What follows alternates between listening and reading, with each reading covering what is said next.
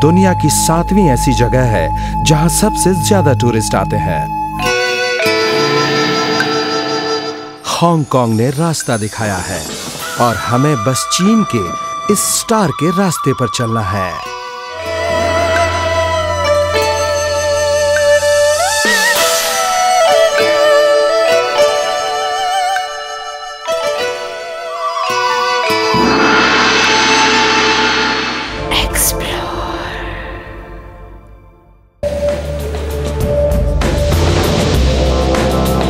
हम इन तनों के जरिए जंगल से बाहर निकलेंगे।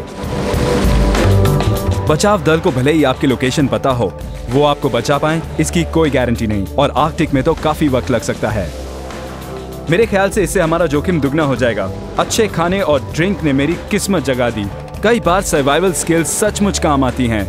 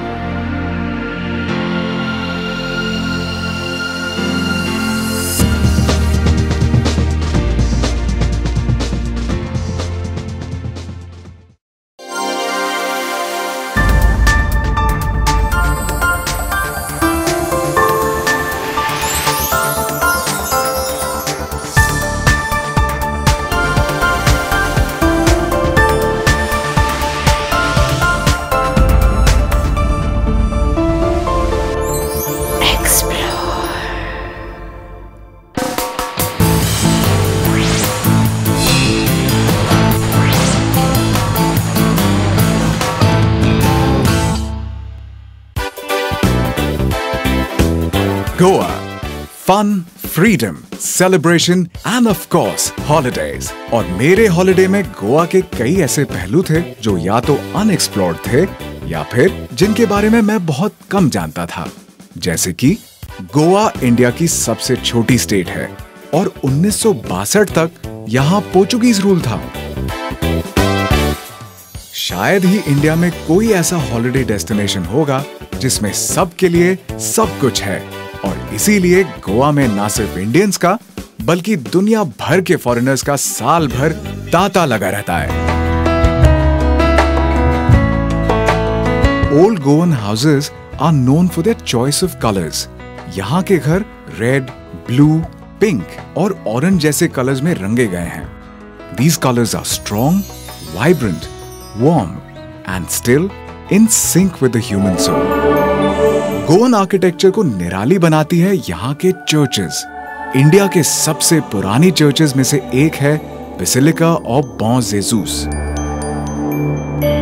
यहाँ पहुंच के पता चला कि 16वीं सदी में मृत सेंट फ्रांसिस जेवियर की बॉडी आज भी प्रिजर्व करके यहाँ रखी गई है। Before sunset, do not forget to take a glimpse of the colorful flea markets of Goa. Bargaining करते समय गोल्डन रूल है, आप ग्राहक हैं तो थोड़ा प्राइसी एक्ट करें। वेंडर्स को ज्यादा भाव ना दें, बस आपके मनचाहे भाव में आपको माल मिल जाएगा। सिंपल ना? मेरी ट्रैवलर्स टिप ये रहेगी कि आप अपने गोवा के हॉलिडे में एक ही दिन में 10 जगह जाने का टारगेट ना बनाएं। Don't cram your itinerary because holidaying in Goa means being susegad, being laid back and just going with the flow.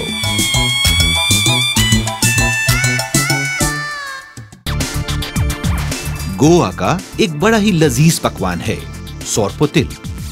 मिर्ची, सिरका और लहसुन में पोर्क के टुकड़ों को पकाया जाता है। जितनी देर इसको रखा जाए ये उतना ही स्वादिष्ट लगता है। पकाने के एक दिन बाद इसे खाया जाता है।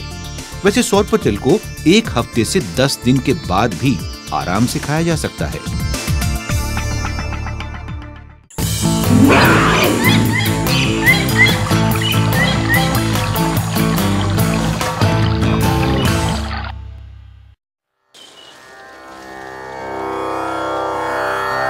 बेलूर इंडिया के किसी भी छोटे कस्बे की तरह है, लेकिन सदियों पहले यही बेलूर एक अलग कहानी सुनाता था। बेलूर की पुरानी कहानी जीने के लिए you will have to travel back in time. Centuries ago, Belur used to be the capital of the Hoysala Empire. चोला राज्य पे अपनी जीत का जश्न मनाने होयसाला राज्य के राजा विष्णुवर्धन ने यहाँ विष्णु भगवान को समर्पित ये मंदिर बनवाया, चेन्नाकेशवा मंदिर।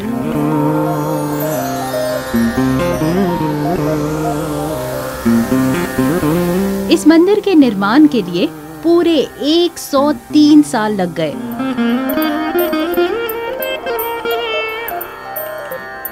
Walking along the Chennakeshava temple complex, you will see that every inch, every corner is filled with sculptural marvels. यहाँ की छत पे गजब की नक्काशी है और आपको कोई दो पिलर्स एक जैसे नहीं मिलेंगे। Truly fascinating.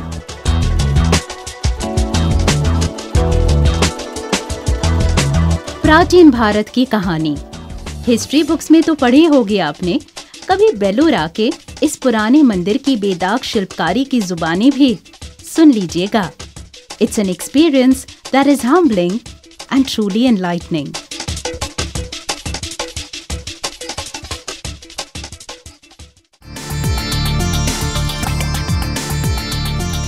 एक पते की बात, चेन्नकेशवा मंदिर की नक्काशियां करीब से और फुर्सत में देखेंगे तब जाकर ये आपके लिए महज नक्काशियां न रहकर होयसाला राज्य के रोजमर्रा जीवन के दिलचस्प दृश्य बन जाएंगे।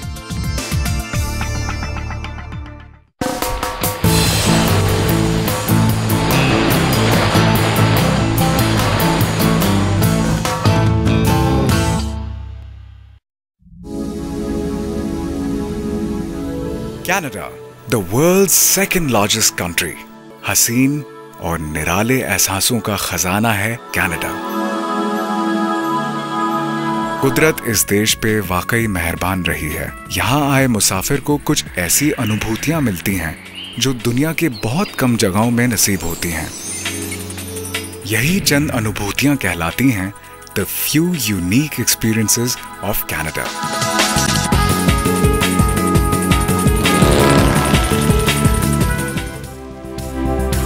पृथ्वी के उत्तर चोटी नॉर्थ पोल के करीब बैफिन आइलैंड्स पे स्थित है पॉन्ड इनलेट,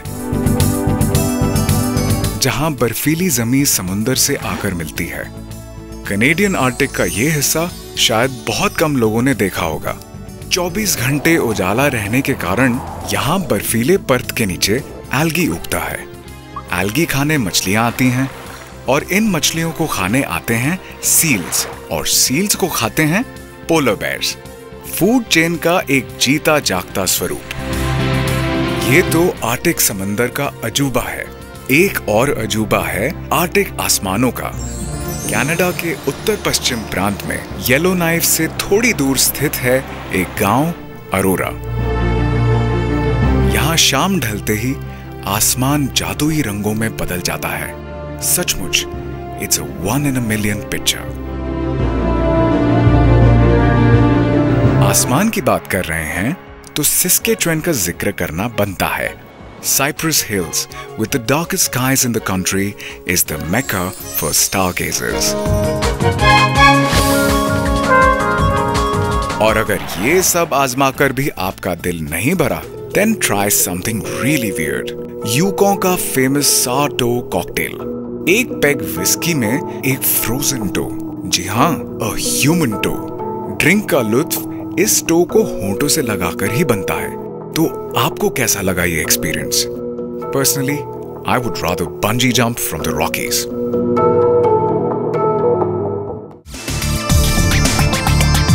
कनाडा ने दुनिया को काफी तोहफे दिए हैं, जैसे basketball, electric light bulb, microscope, telephone, television और जानते हैं जिपर भी। जी हाँ, वो जो पैंट में लगता है।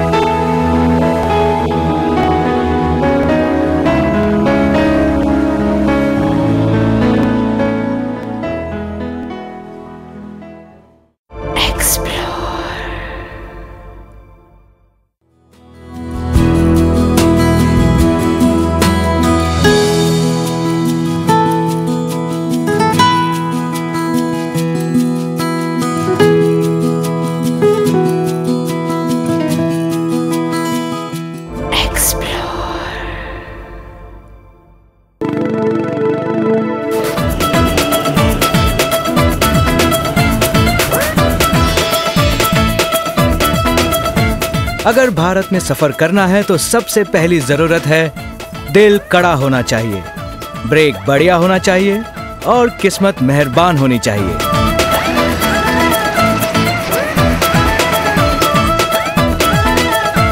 मैं आज बड़े पक्के इरादे के साथ यहाँ आया हूँ।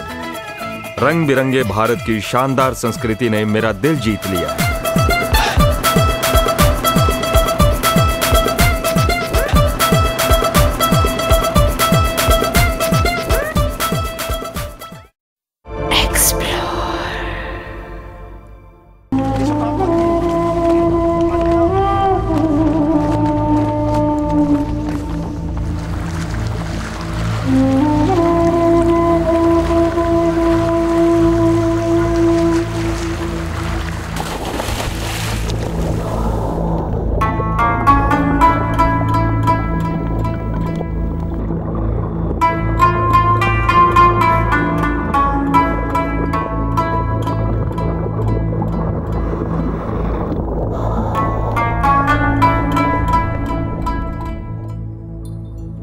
कभी इस समंदर को सिंदबाद जहाजी ने पार किया था। यहाँ बाजू लोग एक अनूठे पारंपरिक हुनर का इस्तेमाल करते हैं, रमोरा फिशिंग। सब इसकी इज्जत करते हैं। कभी इसे भगवान का दर्जा मिला हुआ था। रमोरा खाने के लिए खुद को समुद्री कछुओं, रे मछली और शार्कों से चिपका लेती हैं। कहते हैं कि रमोरा अपने शिकार का खून चूस लेती है ताकि वो ढीला पड़कर मर जाए, इसलिए इसे कहते हैं वैम्पायर फिश।